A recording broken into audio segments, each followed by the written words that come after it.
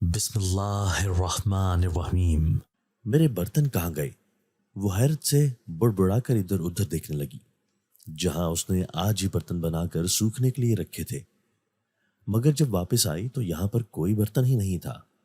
اس نے سارا کمرہ چھان مارا مگر اسے کہیں بھی اس کے بنائے ہوئے برتن نہیں ملے، جس پر رونے والی ہو گئی کہ اس کی اتنی محنت ضائع ہو چلی تھی۔ ابھی اسے ان برتنوں کو بھٹی میں پکانا بھی تھا تاکہ وہ بیچنے جانے کے قابل ہو سکیں۔ آج سارا دن لگا کر اس نے برتن بنائے تھے تاکہ ان برتنوں کو بیچ کر وہ پیسے کما سکے، کیونکہ کل سے ان کے گھر کا ایک بھی وقت کھانا نہیں پکا تھا کہ کھانے پکانے کے لیے ان کے پاس پیسے نہیں تھے۔ 2 دن سے وہ بیمار تھی تو برتن بنا کر بیچ نہیں پائی تھی، جس کی وجہ سے اسے پیسے بھی کہیں سے نہیں ملے تھے اور یوں انہیں کل سے بھوکا رہنا پڑا تھا۔ اور آج جب اس نے برتن بنائے تھے وہ نہ جانے کہاں غائب ہو چکے تھے۔ وہ تھک ہار کر روتی ہوئی نیچے بیٹھ گئی جب اس کی بوڑھی اور بیمار ماں کمرے میں داخل ہوئی۔ کیا ہوا؟ کیوں رو رہی ہو؟ اس کی ماں نے اسے پھوٹ پھوٹ کر روتے ہوئے دیکھا تو پریشانی سے استفسار کیا۔ اماں، میں نے بخار کی حالت میں سارا دن لگا کر ڈھیر سارے برتن بنائے تھے تاکہ ان کو بیچ کر پیسے کما سکوں جس سے ہمارے پیٹ بھر سکیں۔ ابھی جب میں باہر سے ہاتھ دھو کر کمرے میں آئی تو یہاں کوئی برتن نہیں تھا، یہاں میرے علاوہ کوئی آتا بھی نہیں، نہ ہی کوئی آیا، مگر پھر بھی سارے برتن نہ جانے کہاں غائب ہو گئے۔ اس نے روتے ہوئے بتایا تو اس کی ماں بھی پریشانی سے کمرے کا جائزہ لینے لگی، مگر اسے بھی کہیں برتن نظر نہ آئے تو وہ بھی پریشان ہو گئی۔ دونوں ماں بیٹیاں کل سے بھوکی تھیں اور آج جب وہ کچھ طبیعت سنبھلنے پر روزی روٹی کا انتظام کرنے لگی تھیں تو ان کے کمانے کا ذریعہ ہی غائب ہو چکا تھا۔ میری بیٹی، تم غم نہ کرو، شاید وہ برتن کوئی چرا کر لے گیا ہے، تم کچھ دیر آرام کر لو، تب تک میں پیاز کاٹ کر لے آتی ہوں، اب تو اسی سے کھا کر گزارا کرنا ہوگا۔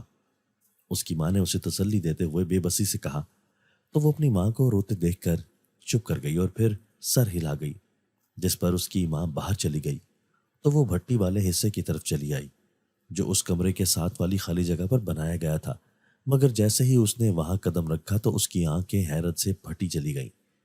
وہ زور سے چیخی، امی! اس نے چیختے ہوئے اپنی ماں کو پکارا تو اس کی ماں اس کی چیخ سن کر ہڑبڑائی ہوئی ہانپتی کامتی وہاں آئی، مگر اندر قدم رکھتے ہی اس کی زبان بھی گنگ ہو گئی، کیونکہ ان کے سامنے اس کا نام مہرو تھا، جس کی عمر اس وقت فقط 18 سال تھی۔ مہرو نے بچپن سے اپنے ارد گرد ایک ہی ہستی کو دیکھا تھا اور وہ اس کی ماں تھی جو بچپن سے اس کے ساتھ تھی، اس کی پرچھائی کی طرح۔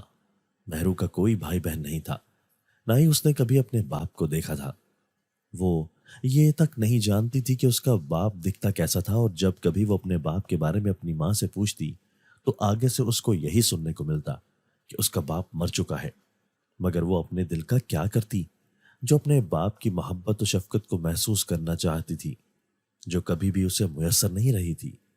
مہرو اور اس کی ماں ایک چھوٹے سے گھر میں رہتی تھی جس میں 2 کمرے، ایک باتھ روم، ایک کچن اور کھلا سا صحن تھا۔ ان کا گھر سارا کا سارا کچا تھا اور جب بارشیں ہوتی تب گھر میں ہر طرف کیچڑ ہی کیچڑ جمع ہو جاتا، جس کی وجہ سے ادھر ادھر جانا بھی ان کے لیے محال ہو جاتا۔ جہاں بارش دوسروں کے لیے رحمت بن کر آتی، وہیں کبھی کبھار بے حد شدید بارش ان کے لیے زحمت بن جاتی تھی، کیونکہ ان کے چھت کچے مٹی کے بنے ہوئے تھے اور جب بارش ہوتی تو ان کے گھر کی چھت جگہ جگہ سے ٹپکنے لگتے تھے۔ مہرو بچپن سے ہی اپنی ماں کے ساتھ اسی گھر میں رہ رہی تھی۔ ان کا کوئی رشتہ دار نہیں تھا، نہ دھدیال سے نہ ننیال سے، جس پر مہرو کو بے حد حیرت ہوتی تھی کہ کوئی نہ کوئی رشتہ ہر کسی کا ہوتا ہے، پھر ان کا کیوں نہیں تھا؟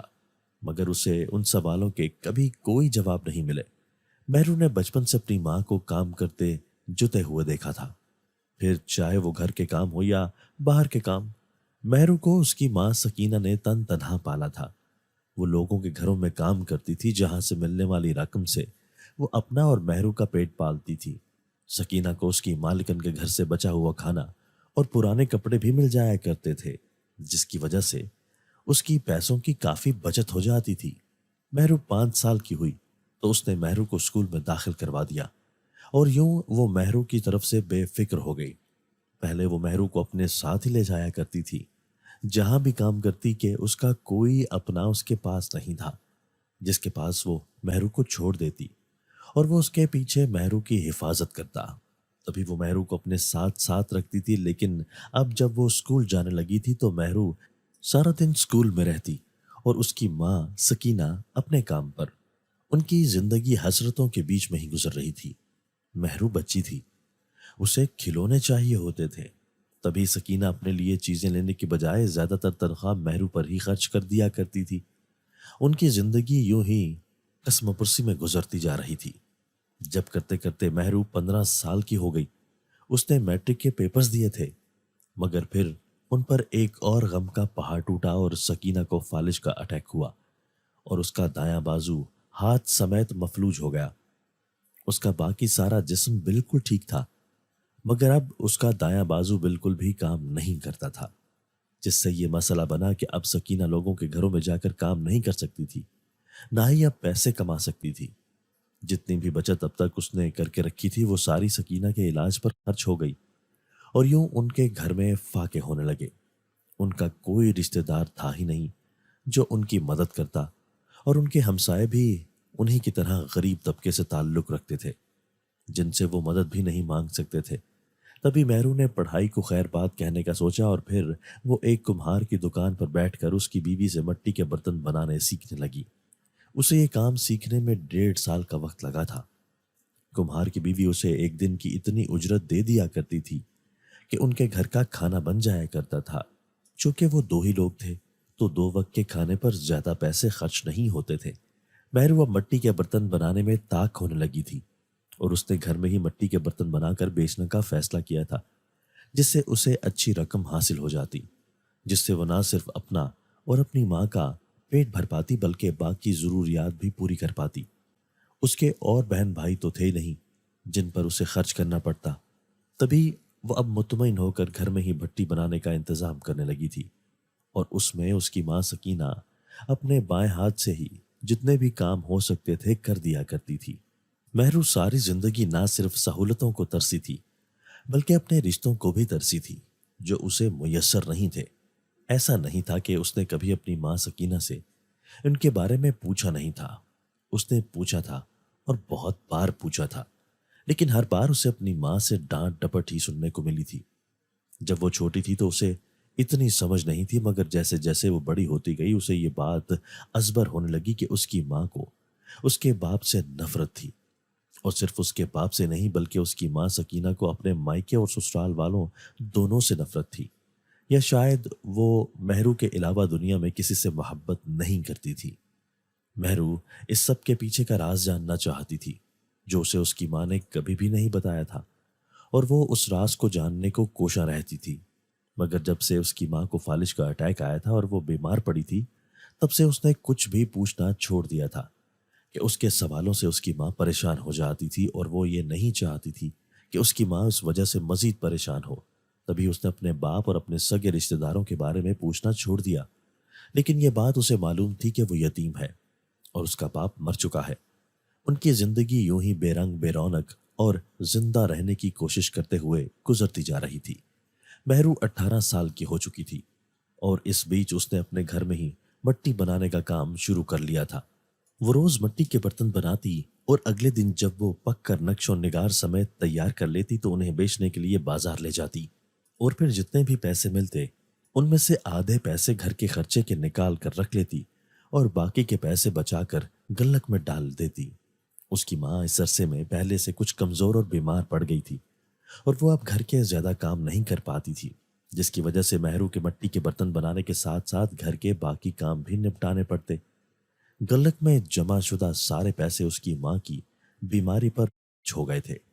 پچھلے 2 دن سے مہرو بیمار تھی، دوائی لا کر بھی کھائی مگر کچھ افاقہ نہ ہوا۔ تیسرے دن جا کر اس کے بخار کی شدت کم ہوئی، مگر اس بیچ انہوں نے کچھ بھی کھایا پیا نہیں تھا، جس کی وجہ پیسوں کی عدم موجودگی تھی۔ بھوک سے ان دونوں کا برا حال تھا۔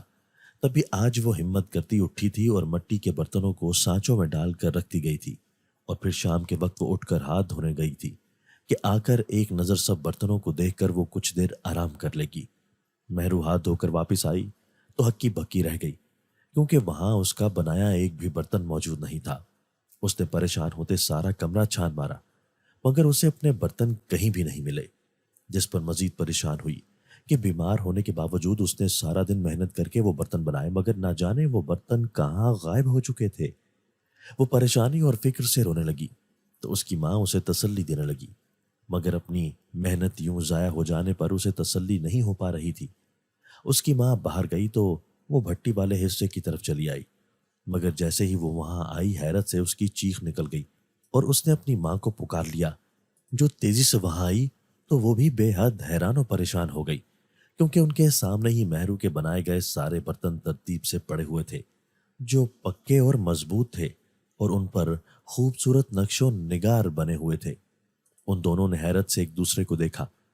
मेहरू को यकीन नहीं आ रहा था कि उसने जो मिट्टी के कच्चे बर्तन बनाए थे वो खुद ब खुद पक्के और खूबसूरत हो गए थे। कौन सी भूख, कहाँ की भूख। उन दोनों की भूख तो सारी हैरत निगल गई थी, जिनको यकीन नहीं आ रहा था कि ये बर्तन खुद ब खुद कैसे यहाँ आ गए और खुद ब खुद कैसे बन गए। अम्मा, जो मुझे नजर आ रहा है वही तुम्हें भी नजर आ रहा है ना? मेहरू ने हैरत से पूछा। हाँ, मगर तूने तो सिर्फ सांचे बनाए थे ना? उसकी माँ ने भी हैरत में डूबे लहजे में जवाब दिया। ये तो मुझे भी नहीं पता, मगर ये सब बेहद खूबसूरत हैं। इतने खूबसूरत फूल बेलें तो मुझसे भी नहीं बन पाती। उसने एक बर्तन को उठाकर अपने हाथ में थामते हुए उसके ऊपर बने खूबसूरत और पेचीदा छोटे छोटे फूलों और बेलों को देखकर कहा, जो वाकई इंसान की कारीगरी नहीं लग रही थी। हाँ, मगर ये बनाए किसने और कब? हमारे घर तो कोई आया भी नहीं।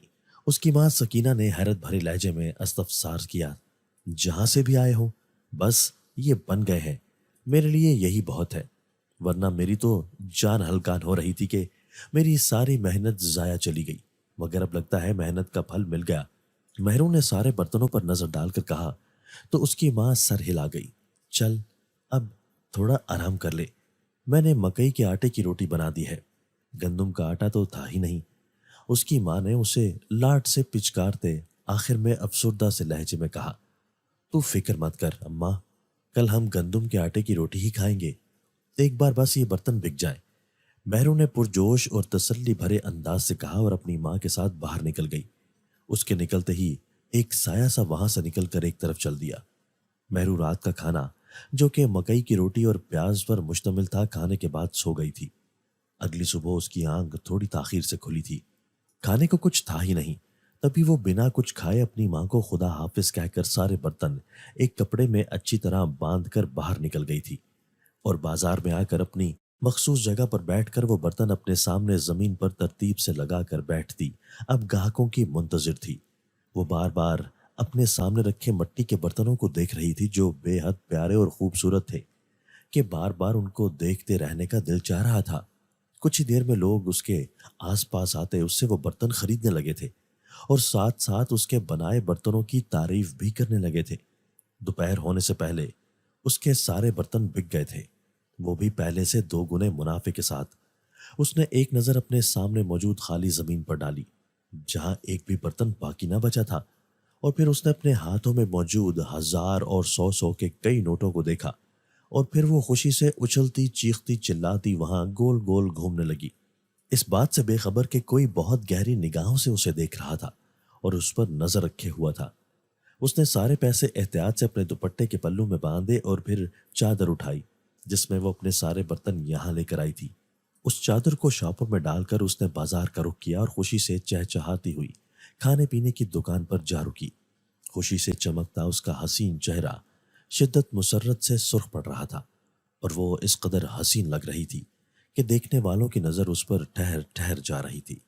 उसका बस न चल रहा था कि अपने सामने नजर आने वाली हर शय आज ही खरीद दे, मगर फिर खुद पर काबू पाते उसने होटल से अपने और अपनी माँ के लिए खाना खरीदा और फिर रात के लिए सब्जी लेने के बाद उसने अपनी माँ की चंद दवाइयाँ खरीदी और फिर घर की तरफ चल दी। घर जाकर उसने अपनी माँ को सारे बर्तन तेजी से बिक जाने और फिर उनसे 2 गुना मुनाफा होने की खुशखबरी सुनाई, जिस पर वो भी बेहद खुश हुई। उसके बाद मेहरू ने खाना निकाला और दोनों माँ बेटी ने सैर होकर खाना खाया और खाना खाने के आधे घंटे बाद मेहरू ने अपनी माँ को दवाई खिलाई तो वो दवा खाने के फौरन बाद सो गई। अभी दिन का आधा हिस्सा रहता था। تبھی مہرو نے سوچا کہ وہ ابھی برتن بنانا شروع کر دیتی ہے، پھر شام کو وہ کھانا بنانے میں مصروف ہو جائے گی تو اسے بیچنے کے لیے برتن بنانے کا وقت نہیں ملے گا۔ یہ سوچ آتے ہی وہ تیزی سے آستین بازو چڑھا کر اس کمرے میں آئی جہاں وہ مٹی کے برتن بنایا کرتی تھی۔ وہاں آنے کے بعد اس نے ایک سکون بھرا سانس خارج کرتے خدا کا شکر ادا کیا جس نے آج انہیں پیٹ بھر کر رزق عطا کیا تھا۔ خدا کا شکر ادا کرنے کے بعد وہ بیٹھی اور مٹی گیلی کر کے اس سے مٹی کے برتن بنانے لگی۔ اس سب میں وہ اتنی مصروف ہو گئی کہ پھر اپنی ماں کے پکارنے پر ہوش میں آئی، جو دروازے کی دہلیز میں کھڑی اس سے کہہ رہی تھی کہ اب بس کر دو، شام ہونے والی ہے، باقی کے کام کل کر لینا۔ اس کی ماں اتنا کہہ کر پلٹ گئی تو وہ بھی آخری برتن بنا کر اٹھ کھڑی ہوئی۔ باہر آئی تو شام کے سائے پھیلے ہوئے تھے۔ اس نے کام کو وہیں چھوڑا اور ہاتھ منہ دھو کر رات کا کھانا بنانے کے لیے تیاری کرنے لگی۔ اس کی ماں اس کے پاس ہی بیٹھی اس سے باتیں کرتی جا رہی تھی اور وہ مصروف سے انداز میں جواب دیتی، ساتھ ساتھ کھانا بھی بناتی جا رہی تھی۔ کھانا بنانے کے بعد اس کا ارادہ تھا کہ وہ برتنوں کا باقی بچا کچا کام کر لے گی۔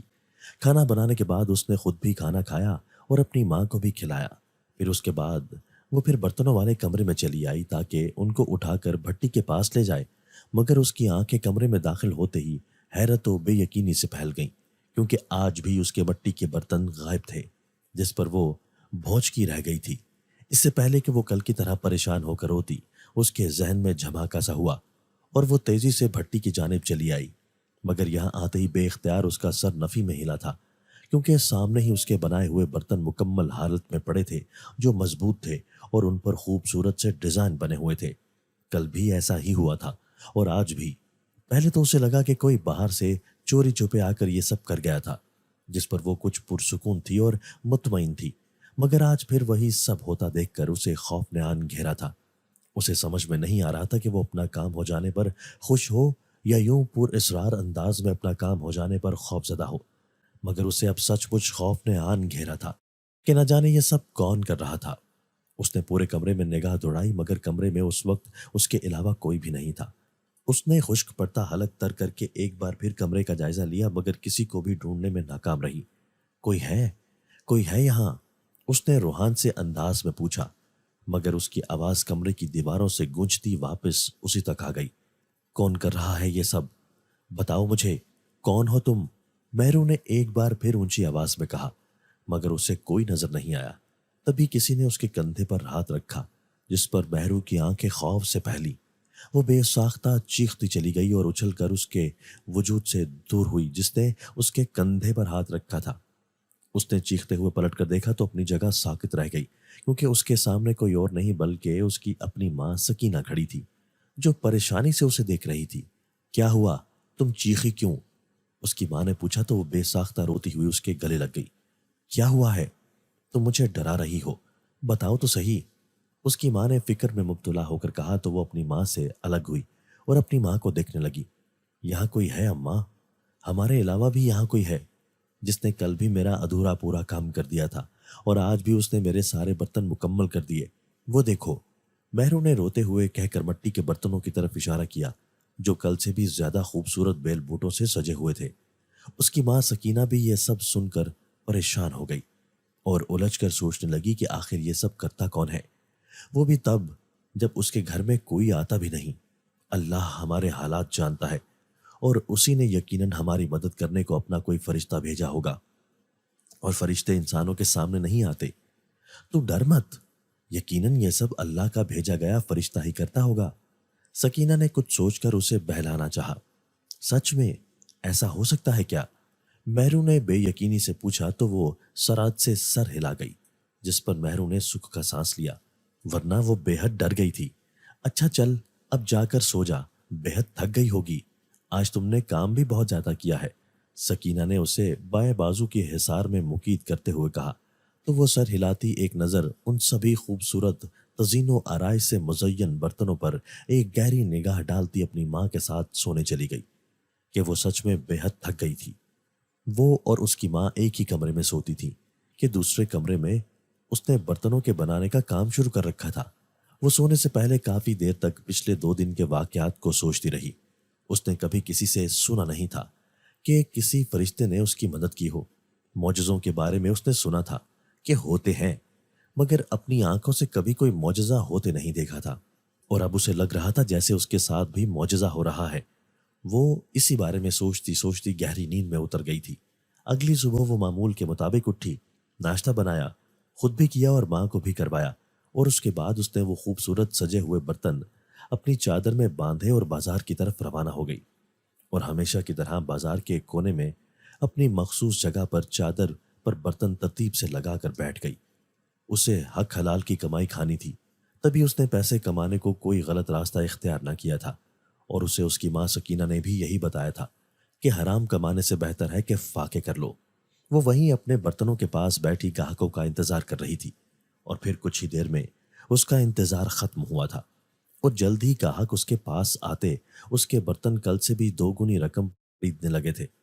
سب کو ایسے ہی مٹی کے برتن چاہیے تھے، اور سب جوگ در جوگ اس سے برتن خریدتے چلے جا رہے تھے، جس پر اسے کافی حیرت بھی تھی کہ پہلے کبھی اس کے پاس گاہکوں کا اتنا رش نہیں ہوتا تھا۔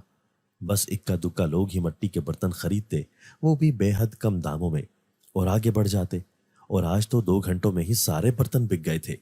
2 گھنٹوں بعد اس نے اپنے پیسے گنے، اور وہ کل سے 3 گنا زیادہ تھے، جس پر وہ آج پھر کل کی طرح ہی بے حد خوشی سے چلائی، اور خوشی خوشی گھر کے لیے سامان لیتی گھر کی طرف روانہ ہو گئی۔ وہ اب بے حد خوش رہنے لگی تھی، کیونکہ اس کے ساتھ معجزہ ہو رہا تھا، اور اس کے کچے برتن خود ہی پک کر مضبوط ہو جاتے اور ان پر خوبصورت سے ڈیزائن بن جاتے۔ اسے اس بات پر یقین آ چکا تھا کہ اس کی مدد اللہ کا بھیجا کوئی فرشتہ کرتا ہے۔ اب ہر روز وہ کچے برتن بنا کر چھوڑ دیتی، جو خود بخود وہی مکمل ہو جاتے، اور پھر وہ برتنوں کو بازار میں جا کر بیچ دیتی۔ مگر اس کی حیرت و خوشی کی بات یہ تھی کہ اس کی کمائی میں دن بدن اضافہ ہوتا جا رہا تھا، جس سے ان کے حالات سنبھلنے لگے تھے، اور ان کو اب فاقے نہیں کرنے پڑتے تھے، جس پر وہ دونوں ماں بیٹیاں بے حد خوش تھیں، اور خدا کا شکر ادا کرتی نہیں تھکتی تھیں۔ ان کی خوشحالی دیکھ کر ان کے ہمسائے بھی ان پر رشک کرنے لگے تھے کہ اچانک سے ان کی کایا پلٹ گئی۔ جہاں پہلے فاقے ہوتے تھے، وہاں اب خوشحالی کا راج تھا۔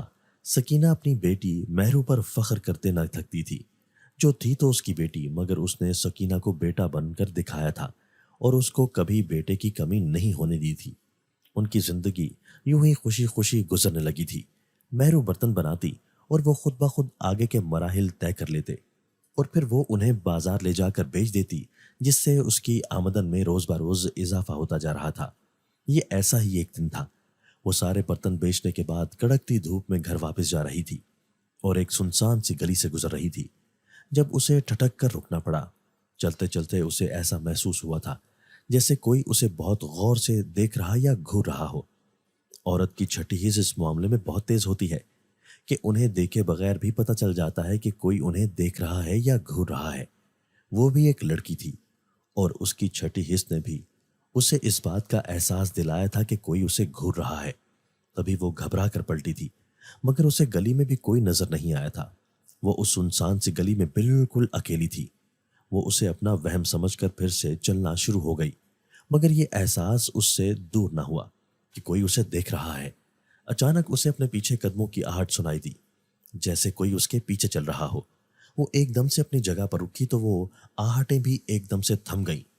وہ پھر سے چلنے لگی تو کوئی پھر سے اس کے پیچھے پیچھے چلنے لگا، جس پر وہ خوف زدہ ہوتی اچانک سے پلٹی، مگر اس بار بھی وہ گلی ویران سنسان پڑی ہوئی تھی۔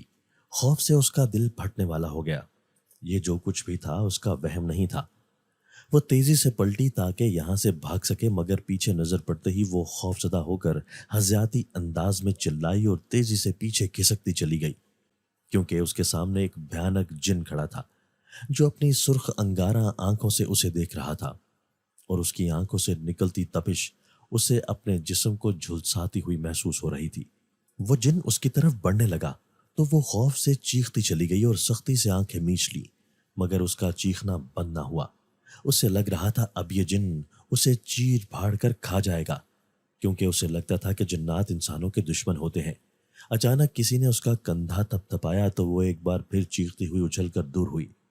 اسے یہی لگا تھا کہ اس جن نے اس کا کندھا تپ تپایا ہے۔ تبھی وہ رونے لگی، مجھے جانے دو، مجھے مت کھاؤ، مجھے مت مارو پلیز، वो रोती हुई गिड़गिड़ाने लगी, लेकिन जैसे ही उसने चीखते हुए आंखें खोलकर सामने देखा तो हैरान रह गई और आंसू बेसाख्ता रुक गए, क्योंकि उसके सामने एक बेहद हसीन नौजवान खड़ा था जिसकी गहरी काली आंखें उसके चेहरे पर जमी हुई थी। गोरा रंग, तीखे नकूश, काले घने खूबसूरत बाल और लंबे कद का हामिल वो नौजवान लड़का बेहद हसीन था, इतना हसीन कि वो अपना रोना भूलकर उसे देखती चली गई। रहा हूं, उस हसीन लड़के ने महरू से पूछा तो वो बेसाख्ता सर हिला गई। मोहब्बत हो गई है मुझसे? उस लड़के ने फिर से पूछा तो महरू बेसाख्ता फिर से सर असबाब में हिला गई। ना जाने क्या सहर था उस लड़के की शख्सियत पे कि वो उसके हुस्न में खो सी गई थी। मुझे भी तुमसे मोहब्बत हो गई है महरू, उस हसीन लड़के ने आगे बढ़कर उसके आंसू साफ करते हुए कहा तो वो चौंक उठी। तुम्हें मेरा नाम कैसे पता? महरू ने हैरत से सवाल किया। जिनसे मोहब्बत होती है उनका नाम पता सब कुछ मालूम हो जाता है, उस लड़के ने कहा। वो हैरत में मुब्तला हो गई। वो पहली ही नजर में उसके सामने खड़े हसीन लड़के की मोहब्बत में गिरफ्तार थी, जिसे वो जानती तक नहीं थी, मगर वो लड़का उसे जानता था, उसे उसके नाम से पुकार रहा था और उससे मोहब्बत का दावेदार भी था। उसका हैरान होना तो बनता था। तुम मुझसे मोहब्बत करते हो? महरू ने हैरानी से पूछा। हाँ, उस हसीन लड़के ने मोहब्बत से उसे देखते हुए कहा, मगर मैं तो तुम्हें जानती तक नहीं हूं, फिर तुम्हें मुझसे मोहब्बत कैसे हो गई? महरू ने एक बार फिर उलझकर सवाल किया। कुछ देर पहले वो जो एक खौफनाक जिन को देखकर खौफजदा थी, अब उस जिन को भूलकर सामने खड़े लड़के से सवाल और जवाब कर रही थी। मोहब्बत होने के लिए किसी का जानना या ना जानना अहम नहीं होता, बस मोहब्बत अहम होती है जो मुझे तुमसे है, और मैं तुम्हारे बारे में सब कुछ जानता भी हूं। तुम्हारा नाम महरू है और तुम अपनी बीमार माँ के साथ अपने घर में रहती हो। तुम्हारे कोई बहन भाई या रिश्तेदार नहीं है, ना ही तुम लोग ज्यादा अमीर हो। तुम मिट्टी के बर्तन बनाकर बेचती हो, जिससे होने वाली आमदन से तुम अपना और अपने माँ बाप का पेट पालती हो। लेकिन आजकल तुम्हारे बर्तन ज्यादा बिक रहे हैं, क्योंकि उसके नक्शो निगार तुम नहीं कोई और बनाता है। उस लड़के ने एक ही सांस में बताया तो वो दम बखुद सी उसे देखती रही कि कुछ बातें जो सिर्फ वो और उसकी माँ जानती थी, उनके बारे में सामने खड़ा हसीन लड़का भी जानता है। तुम्हें ये सब कैसे पता? उसने हैरानी में गोताजन होते हुए पूछा। क्योंकि तुम्हारे सारे बर्तनों पर नक्शो निगार और फूल बेले मैं ही बनाता हूं। उस लड़के के इंकिशाफ पर वो दंग सी रह गई थी, जो पुरसुकून सा खड़ा उसके चेहरे के उड़े उड़े रंग देख रहा था। मगर क्यों? और मैंने तुम्हें कभी हमारे घर आते जाते नहीं देखा। महरू ने शक और शुबे से उसे देखकर कहा। कहा ना तुमसे मोहब्बत है इसलिए, और तुमसे छुप कर जाता हूं। तो ठीक है, तुम मेरे सामने मेरे मिट्टी के बर्तनों पर काम करके दिखाओ। महरू ने जैसे उसे ललकारा तो वो मुस्कुराता हुआ सर हिला गया। महरू उसे लिए अपने घर आ गई। उसकी माँ सो रही थी, इसलिए उसने अपनी माँ को ना जगाया। खुद वो मिट्टी के बर्तन बनाती गई, जिन्हें वो लड़का उठा उठा कर भट्टी वाले कमरे में ले गया। काफी देर सारा काम खत्म करने के बाद वो जब भट्टी वाले कमरे में गई तो ये देखकर दंग रह गई कि वो लड़का सच कह रहा था। उस लड़के ने सभी पर खूबसूरत नक्शों निगार बना दिए थे, जो पहले वाले बर्तनों पर बनाए गए थे। फूलों से भी ज्यादा खूबसूरत थे। वो खुश होकर तेजी से उन सब मिट्टी के बने खूबसूरत बर्तनों का जायजा लेने लगी। ये सब तुमने मेरे लिए किया? महरू ने खुशी से पूछा तो वो सर हिला गया। तुम रोज मेरे लिए ऐसा करोगे? महरू ने फिर से पूछा। हाँ, क्योंकि मैं तुमसे मोहब्बत करता हूं, उस हसीन लड़के ने कहा तो वो सरशारी से खिलखिलाई, जिस पर वो लड़का भी मसरूर होकर उसे देखने लगा। तुम्हारा नाम क्या है? महरू ने याद आने पर पूछा। समरान, उस लड़के ने जवाब दिया। तो वो जेरे लब उसका नाम दोहराने लगी। अब हम दोस्त हैं क्योंकि तुमने मेरी बेहद मदद की है, महरू ने खुशी से कहा और अपना हाथ आगे बढ़ाया तो उस समरान ने भी अपना हाथ उसके हाथ में मिला दिया। महरू को उसका हाथ बेहद गर्म और तपता हुआ महसूस हुआ और ऐसा लगा जैसे अगर उसने कुछ देर और उसके हाथ से हाथ मिलाए रखा तो उसकी सारी तपिश उसके हाथ से महरू के जिस्म में दाखिल हो जाएगी। महरू ने घबराकर उसका हाथ छोड़ दिया और उससे इधर उधर की बातें करती अपनी पसंद नापसंद के बारे में बताने लगी, और बदले में वो भी उसे बताने लगा कि वो पहाड़ी इलाकों में रहता है और वहीं उसका कबीला आबाद है। यही नहीं बल्कि वो यहाँ सैरो तफरी के लिए आया था जब उसने महरू को मिट्टी के बर्तन बेचते हुए देखा, जिस पर वो उसकी मदद की गर्ज से उसके बर्तन मुकम्मल करने लगा और यूं वो खूबसूरत मगर गरीब सी महरू की मोहब्बत में गिरफ्तार हो गया। उसकी मोहब्बत के इजहार पर महरू ने बिना शर्माए उसे बता दिया کہ وہ بھی اسے پہلی ہی نظر میں پسند کر بیٹھی تھی اور وہ اس سے محبت بھی کرتی ہے۔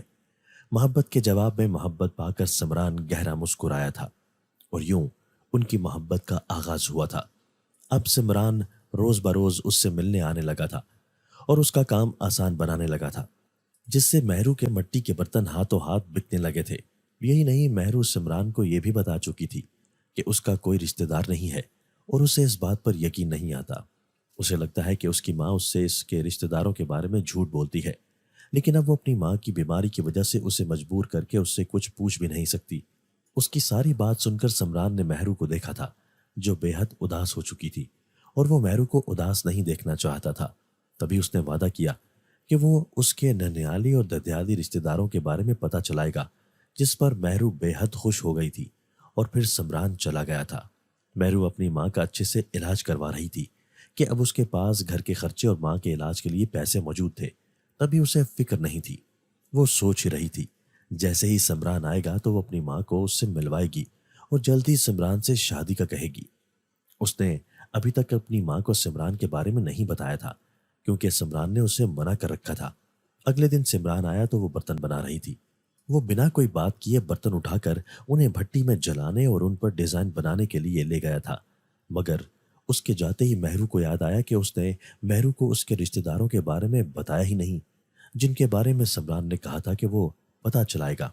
اب مہرو سے صبر نہیں ہو رہا تھا، تبھی وہ مزید انتظار نہ کر سکی اور تیزی سے اس کے کمرے کی جانب بڑھی جہاں برتنوں پر رنگ و روغن کیا جاتا تھا۔ وہ جیسے ہی کمرے میں داخل ہوئی تو اس کی آنکھیں پھٹی کی پھٹی رہ گئیں، کیونکہ سامنے ہی کمرے کے وسط میں سمران کھڑا تھا۔ اس کی کالی آنکھوں سے عجیب قسم کی شعاعیں نکل رہی تھی اور اس کے بنائے سارے مٹی کے برتن ہوا میں سمران کے گرد آہستہ آہستہ گھومتے جا رہے تھے، جس پر سمران کی آنکھوں سے نکلنے والی شعاعیں پڑ رہی تھیں، اور جہاں جہاں وہ شعاعیں پڑ رہی تھیں وہاں وہاں خوبصورت سے پھول بیلیں بنتی جا رہی تھیں۔ یہ سب دیکھ کر مہرو کا سر چکرانے لگا۔ ایک عام انسان ایسا کبھی نہیں کر سکتا تھا، تو پھر سمران کیا انسان نہیں تھا؟ یہ سوال ذہن میں آتے ہی وہ چیخی، سمران! اس کی چیخ نما آواز سن کر سمران کو ایک جھٹکا لگا اور اس کی آنکھوں سے وہ شعاعیں نکلنا بند ہو گئیں اور وہ سارے برتن آرام سے زمین پر اتر گئے۔ سمران نے مہرو کو دیکھا جو اس سے خوف زدہ ہو رہی تھی۔ مجھ سے ڈرنے کی ضرورت نہیں ہے مہرو، میں تم سے محبت کرتا ہوں، تمہیں نقصان نہیں پہنچاؤں گا، سمران نے نرمی سے اسے کہا اور اس کے قریب آیا۔ تم کون ہو؟ مہرو نے روتے ہوئے پوچھا۔ اسے ابھی تک اپنی آنکھوں پر یقین نہیں آ رہا تھا۔ وہ سمران کو اس روپ میں دیکھ کر اس پر یقین کرنا نہیں چاہتی تھی۔ میں سمران ہوں، جنات کا بادشاہ، اور اس وقت انسانی روپ میں تمہارے سامنے ہوں تاکہ تم مجھ سے خوف زدہ نہ ہو، سمران نے کہا۔ تو مہرو کی آنکھیں پھٹی کی پھٹی رہ گئیں۔ اس نے خواب و خیال میں بھی نہیں سوچا تھا۔ وہ روتی ہوئی پیچھے ہونے لگی جب اچانک سمران نے اسے بازوؤں سے تھام کر روکا۔ میں تم سے محبت میں یہ سب کچھ چھپانے پر مجبور ہو گیا تھا، مجھے ڈر تھا کہ کہیں تم مجھ سے خوف زدہ نہ ہو جاؤ، بس اس لیے۔ لیکن مجھے لگ رہا ہے میری حقیقت جان کر تمہارے دل سے میری محبت ختم ہو گئی ہے۔ جنات کے بادشاہ سمران نے اس کی روئی روئی آنکھوں میں جھانک کر پوچھا۔ محبت کبھی ختم نہیں ہوتی، کیونکہ یہ ذات پات یا حسب نسب دیکھ کر نہیں ہوتی، نہ ہی یہ جان کر ختم ہو جائے گی کہ تم ایک جن ہو۔ میں تم سے محبت کرنا نہیں چھوڑ سکتی، مگر تو کس بات کا ہے کہ تم نے مجھ سے اپنی حقیقت چھپائی، یہ جانتے ہوئے بھی کہ تم ایک جن ہو اور میں ایک آدم زادی، جن کا ملن ناممکن ہے۔ مہرو نے روتے ہوئے اس سے دور ہٹ کر کہا تو وہ سر ہلا گیا۔ جانتا ہوں، مگر میں مجبور تھا، اپنے دل کے ہاتھوں۔ ملن نہیں ہو سکتا تو کیا ہوا، محبت تو کر سکتے ہیں نا ہم ایک دوسرے سے، سمران بادشاہ نے نرمی سے کہا تو وہ گہرا سانس بھر کر رہ گئی۔ اسے سمران سے خوف محسوس نہیں ہوا تھا، بس دکھ ہوا تھا کہ اب وہ اس کا نہیں ہو سکتا۔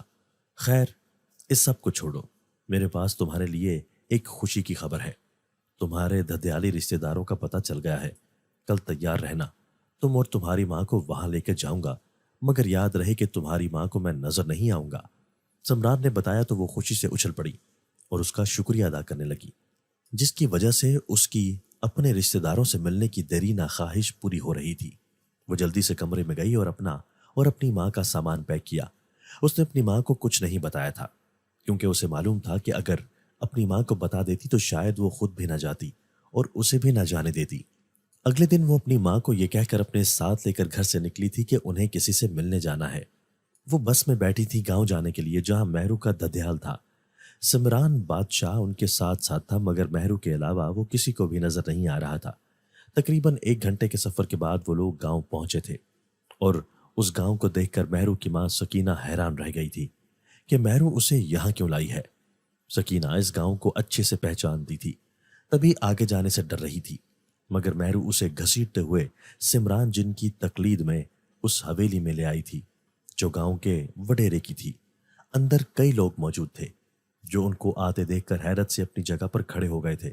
सकीना ने अपने चेहरे को दुपट्टे से छुपा रखा था और वो खौफ से थर थर कांप रही थी, क्योंकि यहाँ सभी उसकी जान के दुश्मन थे। उसे समझ में नहीं आ रहा था कि मेहरू को यहाँ के बारे में कैसे पता लगा। जी कौन है आप लोग? उनमें से एक बड़ी बुजुर्ग खातून ने हैरत से उनको देखकर पूछा। मेहरू ने सिमरान को देखा तो उसने आगे जाने का इशारा किया। मैं मेहरू हूं, अमजद और सकीना की बेटी, और ये मेरी मां सकीना है। मेहरू ने बिना घबराए ऊंची आवाज में कहा। तो एक पल को 20-30 लोगों की मौजूदगी में भी वहां सन्नाटा छा गया, ऐसे जैसे वहां कोई मौजूद ही ना हो, जिस पर मेहरू घबरा कर पीछे हुई। अचानक वही बुजुर्ग खातून तेजी से मेहरू के करीब आई और उसे सोचने समझने का मौका दिए बगैर उससे लिपटकर धाड़े मारती रोने लगी, जिस पर मेहरू सटपटा कर रह गई। वहां पर मौजूद उसकी मां समेत सभी लोग रो रहे थे, सिवाय जवान लड़के लड़कियों के जो उसे जानते नहीं थे। वहां उसके ताई ताया चचा चची उनके बच्चे सब लोग मौजूद थे और वो बारी बारी उन सब से मिल रही थी। उसके तायाजाद और चचाजाद कजन सभी उससे पुरजोश अंदाज में मिल रहे थे और इतने रिश्तेदार और उनकी मोहब्बत पाकर वो फूले ना समा रही थी। सकीना से भी सब उसी वालेहाना अंदाज में मिले थे, जिस पर वो हैरान भी थी और खुश भी। अभी मेहरू सबसे मिलकर फारिग हुई थी जब अचानक एक खूबसूरत वजीह तकरीबन 25 साला मर्द उसके सामने आकर रुका, जो तकरीबन 6 फुट कद का मालिक था और उसकी शख्सियत में अजीब सी कशिश थी। मुझसे नहीं मिलोगी मेहरू? उसने मेहरू के चेहरे पर नजरें जमाए पूछा तो मेहरू ने नासमझी से पहले उसे और बाकी सबको देखा जो अपनी मुस्कुराहट दबा रहे थे। सकीना भी मुस्कुरा रही थी। अस्सलाम वालेकुम, आप कौन? मेहरू ने सलाम करते साथ पूछा। तुम्हारा शौहर, उस लड़के ने कहा तो वो झटका खाकर पीछे हुई और बेयकीनी से सिमरान को देखा, जो उसके देखने पर नजरें चुरा गया। तुम मेरी बीवी हो, अच्छा हुआ खुद ही आ गई, वरना जल्द ही मैं तुम्हें ढूंढकर रुखसत करवाने वाला था। उस लड़के ने नरमी से कहा तो वो उलझकर सबकी तरफ देखने लगी। तो सकीना ने बोलना शुरू किया कि अमजद और मैं एक दूसरे को पसंद करते थे, लेकिन मेरा भाई नहीं माना, तो हमने छुपकर शादी कर ली और मैं यहाँ आ गई। तुम्हारे पैदा होते ही तुम्हारे बाप ने तुम्हारा निकाह वलीद से करवा दिया, मगर फिर मेरे भाई को पता चल गया और उसने गैरत में आकर मेरे शौहर को मार दिया और मैं डर कर तुम्हें यहाँ से लेकर भाग गई कि अमजद की मौत का बदला ये मुझसे या तुमसे ना लें। मैंने सोचा था मरने से पहले तुम्हें सब बता दूंगी ताकि तुम अपने शौहर के पास लौट जाओ। सकीना ने सारी बातें बताई तो मेहरू की आंखों से आंसू बहने लगे। उसने वलीद को देखा जो उसका शौहर था और उसकी आंखों में मेहरू के लिए मोहब्बत थी। कुछ ही देर में सकीना और मेहरू की वापसी के जश्न के साथ मेहरू की वलीद के साथ रुखसती रखी गई और फिर मेहरू आराम करने चल दी। मैं जानता हूं कि तुम्हें मुझसे मोहब्बत है जैसे मुझे तुमसे मोहब्बत है, मगर यह मोहब्बत ला हासिल है क्योंकि हम एक दूसरे से बहुत अलग हैं। वलीद तुम्हारा शौहर है और तुमसे मोहब्बत करता है। तुम भी मुझे भूलकर उससे मोहब्बत करना और हमेशा खुश रहना।